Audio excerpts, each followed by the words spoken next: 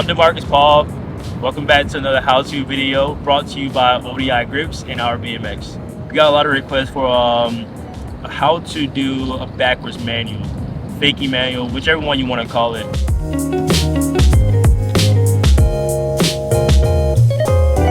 It's a little bit more advanced, so we're gonna go through like a few steps on the build up to learning that trick, and we'll go from there.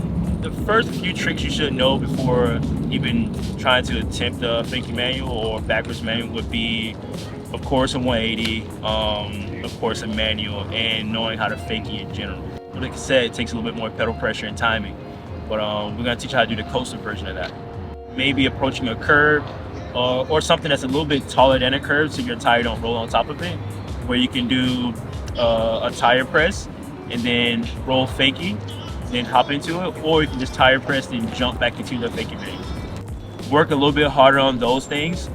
That betters your chances of being able to get just into the backwards manual, because like that's, to me, is the most critical part, is getting right. Like when you get into it, it's the most critical part of the backwards manual. So you really want to focus on doing the 180 and giving yourself like the best one you can get just to get into the backwards manual. Like that's the second step you should like really focus on. So I would say just put a maximum amount of effort, and hopefully that can meet the expectation. The best way and the most important way is to try it all the time. That's all you gotta do, is try it all the time, and then you'll go from there. And you'll progress before you know it. I say just go into it like you're still trying to learn it from the beginning, even though you've probably gotten to a few or you're slightly past that stage. I say treat every one of them the same, kind of like break down the process as you're about to try it to give yourself a better chance of doing it. Don't get so bent out of shape about like not being able to get it within the first few tries or even in the first day. I think a lot of the guys that are really good at this trick is something that they're still working to even be better at. That's just like part of the process. I could say what I try to do to help like give myself a gauge or challenge myself into doing it is I will find uneven ground and I'll manual it going forward as slow as I can to see if I guess whatever I'm doing it on will carry me the distance I kind of want to go, or the distance of that object. So if I'm in a parking lot that maybe slightly on a decline, I'll do a regular manual first, and if I can do that, then I'll jump into a fakie manual and go as slow as possible to try to gauge myself on like controlling the trick. If there is any etiquette, I think it is an eye of the beholder, but I think when you're trying to learn the trick, don't worry about if there are rules to it, just more so focus on just trying to learn it. I think that's going to help you in the long run. It's going to be way more effective if you just focus on the trick itself, but not how to do it in the sense of what people think. Whenever you 180 and you slightly jump a little bit, it resets like I guess the direction of your bike, because if your front tire is on the ground and while you're doing a fake, you can swivel a little bit and it can kind of throw you off.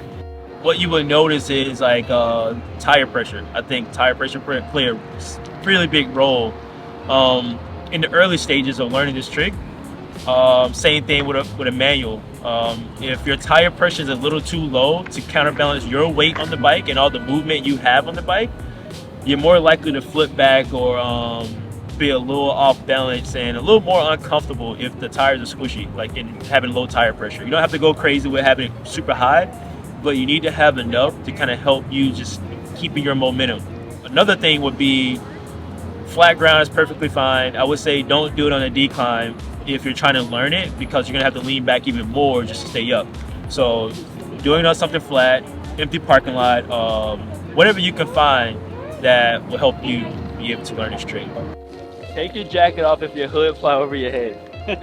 When I first started trying to do it, I would make the mistake of maybe under rotating or over rotating when it comes to getting into the backwards manual. So what you want to do is like kind of be on top of every part of that trick. So once you jump to the 180, try to be a little bit more upright. It's okay if you swerve a little bit. Some people may find it's a lot easier to 180 than faking for a while, then jump into it or pull up into it. The first issue I came across, or the second issue I came across when it came to learning backwards manual, or even after I learned it, would be controlling it or keeping it straight. If you're trying to go straight or you're trying to go for a long distance, if you try to correct it, it's only going to stop you from being able to have control of just even keeping the front wheel off the ground. So if you start it and you start to turn, just kind of follow that direction. Like if you start to go in a loop, just try to stay in it. Like don't try to correct it. But I think the correction comes naturally over time. Like the more and more you keep the front end up, that helps you spend more time in that comfort zone of just being on the back wheel going backward. You can move the bars, you can wiggle around. I think that makes it a little bit more it probably make it a little bit harder to learn it if I throw all those things into it.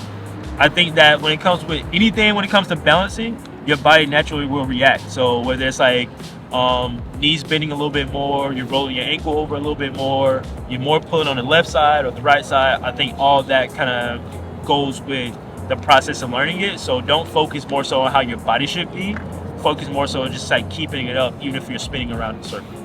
But when you can set a distance, and if you work better by having a distance set, some people prefer to look back twice or look back or whatever. I prefer to look underneath the arm, so I look down, and when I look down, it kind of helps me be able to even see in my peripheral that there's like the distance I have to go, while also me not taking the focus off what I'm doing. If I'm in the backwards manual, if I look back, it's more of a distraction than if I look down. So, and that worked better for me.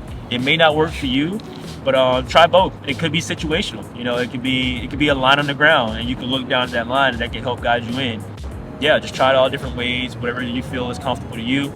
Backwards man could be a real headache, but I think that the more and more you do it, some of those days will be a little bit easier than others.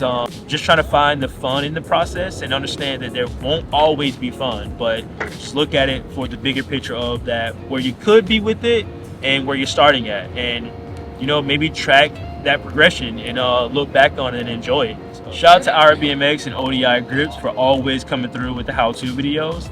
If you guys have more suggestions, or if you guys want to see something that's a little bit more advanced, or something that's a little bit easier, feel free to leave a comment. And also, if you need help with a little bit more help with this particular trick, feel free to hit me up on Instagram, even leave a comment.